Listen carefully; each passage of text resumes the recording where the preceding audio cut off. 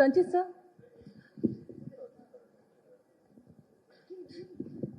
Hello sir. Okay, ಒಂದು ಸುದೀರ್ಘ ಸಂದರ್ಶನದ ನಂತರ ಇದೀಗ ನಮ್ಮ Q&Aಗೆ ಜಾಯಿನ್ ಆಗಿದ್ದಾರೆ ನಮ್ಮ. ಇಲ್ಲ, ಒಂದ್ ನಿಮಿಷ.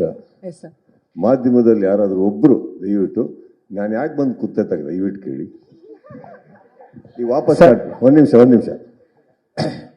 ವಾಪಸ್ ಒನ್ ಮೋರ್ ಟೇಕ್ ಮಾಡಂತ. ಸರ್ ಏನಕ್ಕೆ ಬಂದು ಸರ್ ಚೆನ್ನಾಗಿತ್ತು ಸರ್, ಸ್ಟೈಲ್ ಚೆನ್ನಾಗಿತ್ತು ಆಕ್ಚುಲಿ. ಯಾರು ಪ್ರಶ್ನೆ ಕೇಳೋದು? Sir sir sir sir sir Sanchit sir. ದಿಢೀರ್ ಪ್ರತ್ಯಕ್ಷ. ನಂದೊಂದು ಪ್ರಶ್ನೆ ಯಾರು ಕೇಳ್ತಾ ಇದ್ರೆ ನಂಗೇನು ಏನು ಸರ್, ನಾನು ಸಿನಿಮಾನೇ 1.5 ಗಂಟೆ ಇಟ್ಟಿದ್ದೆ.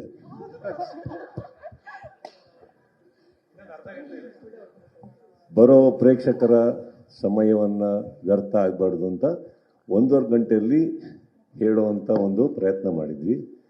ಇಲ್ಲಿ ನಿಮ್ಮವರೇ ನಿಮ್ಮ ಸಮಯವನ್ನ ಇಷ್ಟು ಧಾರಾಳವಾಗಿ ಖರ್ಚು ಮಾಡಿದ್ದನ್ನು ನನ್ನ ಕಣ್ಣಲ್ಲಿ ಅಲ್ಲಿ ಕುತ್ಕೊಂಡು ನೋಡೋಕ್ಕಾಗದೆ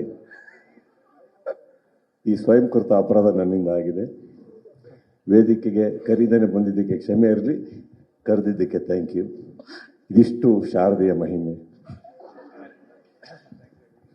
ಮತ್ತೊಮ್ಮೆ ವಿವೇಕ್ ಸುದ್ದಿಗೋಷ್ಠಿಗೆ ಅಭಿನಯ ಚಕ್ರವರ್ತಿ Badshah Kichcha Sudeep sir, thank you so much for joining us. ಪಚ್ಚನಿಗೆ ಕಿಚ್ಚ ಶಕ್ತಿಯಾಗಿ ನಿಂತಿದ್ದೀರಾ. Really thank you so much.